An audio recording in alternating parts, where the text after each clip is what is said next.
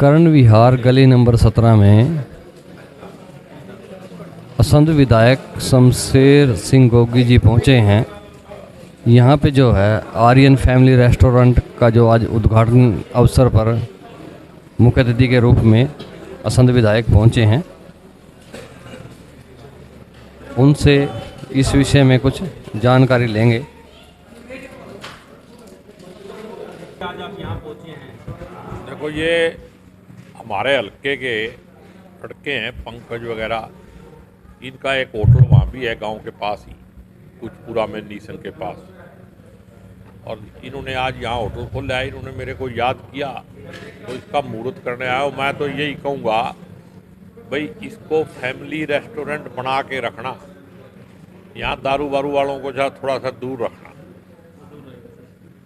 कि मैं तो देखो ओपन है भाई, ये जरूरत अगर आपने शराब वालों को यहाँ बैठाना शुरू कर दिया, फैमिली वाला कोई आएगा नहीं। बाकी तो बाबा की कृपा है, अगर बढ़िया नीयत से काम करोगे तो मालिक बरकत करेगा, बढ़िया काम चलेगा। मैं भी इनको आशीर्वाद दूंगा, इन बच्चों ने जैसा प्रयास किया है, मालिक कृपा करे, इनका दिन दुगनी रात चौगुनी तरक्की हो। हरियाणा के अंदर वो कोई ना कोई भ्रष्टाचार को लेकर प्रदर्शन कर रहा है। कांग्रेस ने किया है, आम आदमी पार्टी ने किया है और कई और पार्टियां भी लगी हुई हैं। क्या लगता है स्टेट के अंदर भ्रष्टाचार चरम सीमा पे है? मेरे ख्याल तो लगता है भी भ्रष्टाचार में स्टेट रह गया। अब एक तो होता है ना भी आटे में नमक मिला दो, एक नमक में आटा मिलाओ। अब तो इतना भ्रष्टाचार है भी, ये सरकार जब आई थी तो कह रहे थे जीरो टॉलरेंस है, हम पर्ची खर्ची की सरकार बंद करेंगे। पर्ची खर्ची से छोड़ के सीधा सूटकेस पे पहुंच गए। जिस तरीके की करप्शन ये सरकार कर रही है, आने वाले टाइम में ये वक्त बताएगा, इसकी जांच भी होगी। क्योंकि पिछले 7 साल में किसी घपले की कोई जांच नहीं हुई। आप शुरू से लेके देख लो, इन 2 सालों में देख लो, पिछले 5 साल तो छोड़ दो। धान घोटाला हुआ, आज तक कोई रिपोर्ट नहीं आई। रजिस्ट्री घोटाला हुआ, आज तक कोई रिपोर्ट नहीं आई।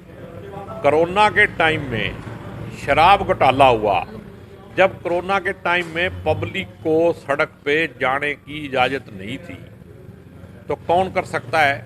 सरकार के ही आदमी सड़क पे जा सकते थे। तो इसका मतलब भ्रष्टाचार किसने किया, घपला किसने किया, आज तक रिपोर्ट नहीं आई। पेपर लीक, अब HPSC का घोटाला, और जितनी दुनिया भर के घपले हैं गिनाए नहीं जा सकते। इसको भ्रष्टाचार की पराकाष्ठा कहा जा सकता है। और मैं तो खट्टर साहब से कहूँगा कि आगे से ये बयान देना बंद कर दो कि हमारे यहाँ भ्रष्टाचार नहीं है, ईमानदारी है।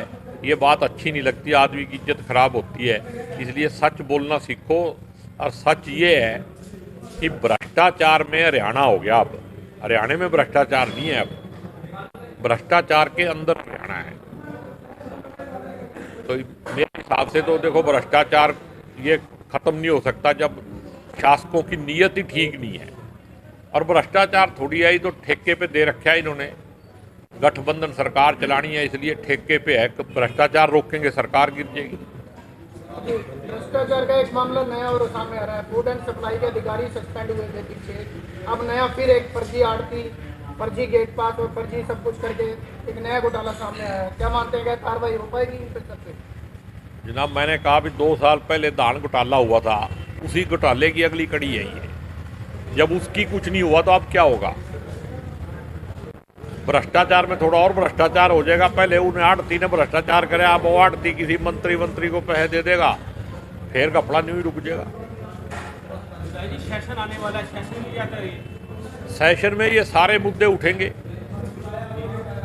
महंगाई का भी उठेगा, घपलों का तो वैसे हर सेशन में उठता है, लेकिन कोई फायदा नहीं है। ये सरकार जो है इतनी संवेदनहीन है कि किसी मामले को सीरियसली लेती नहीं है। ये तो पेपर लीक हो गया तो मन माने अकल को कह दे ये जवाहरलाल नेहरू की गलती थी, वरना ये सिस्टम ठीक नहीं बनाया उसने, इसलिए पेपर लीक होया है। विधायक जी, असम को जिला बनाने की बात चल रही है काफी लंबे समय से, और आपको प्रॉमिस भी कर रखा है मुख्यमंत्री ने, क्या स्थिति क्या है? देखो, इन्होंने कमेटी बना के सर्वे तो करा लिया है, और मेरे को भी पूरी उम्मीद है कि खट्टर साहब अपनी जबान के धनी हैं तो वादा निभाएंगे, लेकिन फिर भी राजनीति भी है थोड़ी थोड़ी। अब वो मौके की तलाश में है भी कब मौका लगे कि इसका क्रेडिट गोगी को ना मिल के हमारे को मिले। तो मैं तो कह रहा हूँ खट्टर साहब आप संत को जिला बना दो, सारा क्रेडिट आपका। मैं बोलता भी नहीं, मैं कह दूंगा खट्टर साहब की मेहरबानी से बने हैं। पंचायत चुनाव आने वाले हैं, कभी भी हो सकते हैं, जो अदालत में विचार है, कभी भी इसकी घोषणा हो सकती है, उसको लेकर क्या स्थिति रहेगी, क्या मानते हैं भाजपा सरकार को? नहीं, अभी पंचायत चुनाव तो ये कराना नहीं चाहते, क्योंकि अभी तो 27 जनवरी तो तारीख ही लगी हुई है हाई कोर्ट में।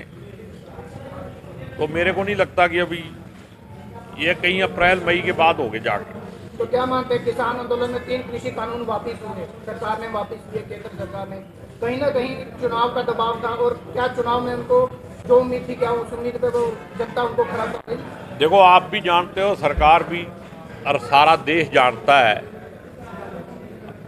कि बिना दबाव के ये सरकार जो है सत्ता में बने रहने के लिए कुछ भी कर सकती है। इस सरकार को सिर्फ सत्ता चाहिए। जो देश का प्रधानमंत्री सत्ता में बने रहने के लिए रोज नए से नए झूठ बोलता है, और उसका गृह मंत्री कहता है कि ये तो जुमले हैं। ऐसा पहले कभी देखा आपने? अगर गृह मंत्री ही अपने प्रधानमंत्री के बयान को कह दे भी ये जुमला है, तो विश्वास किस पे करोगे? और ये यूपी का इलेक्शन ना आता तो ये किसान आंदोलन भी खत्म नहीं होना था। अब इनको दिखाई दे गया कि किसान आंदोलन जो था वो सच्चाई के रास्ते पे था। इन्होंने हर तरीका अपनाया, अपने गुंडे भेज भेज के भी उनके साथ झगड़े करवाए, क्या क्या रेप के मुकदमे दर्ज, क्या क्या नहीं। किसानों ने क्या सहन नहीं किया, हर तरह का दुख दर्द जो है सहन करके, लेकिन उन्होंने अपनी सहन शक्ति बनाए रखी। और मैं तो एक बात कहता हूँ, ये रोज गीता का आजकल चल रहा है ना, ये गीता वाले जो हैं प्रचार जो लोग कर रहे हैं वही गीता पे अमल नहीं कर रहे। फिर ये गीता जयंती एक बहुत बड़ा पर्व है हिंदुओं का, वहाँ पे एक मुसलमान को कुरान की ताल लगाने का ऑर्डर दिया जाता है सर, फिर वहाँ पे एक विवाद हो जाता है। देखो, गीता हिंदुओं के लिए नहीं है, गीता मानवता के लिए है। यही एक फर्क है इस बात के अंदर। गीता को आप हिंदुओं तक सीमित कर सकते हो, आपने एक ग्रंथ छाप के दे दिया, क्या दूसरे लोग नहीं पढ़ सकते उसको? उस पर अमल नहीं कर सकते? और गीता का जन्म कहाँ से हुआ? जो गीता की इंटरनेशनल जयंती मना रहे हैं वही उसके खिलाफ है। अर्जुन ने एक सवाल पूछा कृष्ण भगवान से, उससे गीता का जन्म हुआ। गीता कहाँ से लिखी गई? गीता का उपदेश उसी टाइम हुआ ना। और आज आप सरकार में बैठे हुए लोगों से सवाल पूछ लो, राजद्रोह का, देशद्रोह का मुकदमा दर्ज हो जाता है। तो गीता के सबसे ज़्यादा खिलाफ अगर कोई है तो बीजेपी पार्टी है, ये मैं दावे के साथ कहता हूँ, और कहीं भी बहस करने को तैयार हूँ।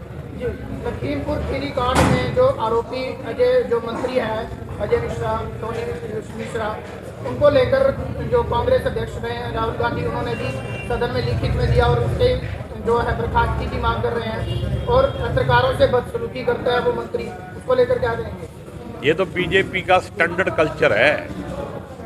और जब इतिहास लिखा जाएगा तो मोदी जी के इतिहास में लखीमपुर खीरी भी लिखा जाएगा। ऐसा इतिहास तो रंगजेब का, अंग्रेजों के राज का भी नहीं है, जिसके खिलाफ प्रचार करके लोगों को इमोशनली ब्लैकमेल करके हम वोट लेते हैं ना, उन लोगों का भी ऐसा इतिहास नहीं है। अंग्रेजों के राज में एक ट्रेन रोकने के लिए जैतों में एक मोर्चा लगा था, तो किसान वहां बैठ गए थे, और उस टाइम सिर्फ इतना था कि उसके अंदर कैदी भर के ले जा रहे थे अंग्रेज, और किसानों ने कहा भी हम इनको लंगर छकाएंगे। उन्होंने कहा गाड़ी यहाँ नहीं रुकेगी, तो वो ट्रेन के सामने पटड़ी पे बैठ गए थे। वो भी बैठ गए थे खुद, और यहाँ तो मोदी जी की छत्र छाया में योगी जी की जो ये धर्म के प्रचारक बनते हैं, ठेकेदार हैं ये, इनके संरक्षण में एक मंत्री जो गृह राज्य मंत्री है उसका बेटा शरेआम गुंडागर्दी करता हुआ किसानों को कुचल देता है। और किसी भी बीजेपी नेता को इस बात की आज भी शर्म नहीं है और उन्होंने इस बात को महसूस नहीं किया। प्रेस वार्ता के दौरान अभी आप सुन रहे थे असंध विधायक शमशेर सिंह गोगी जी को।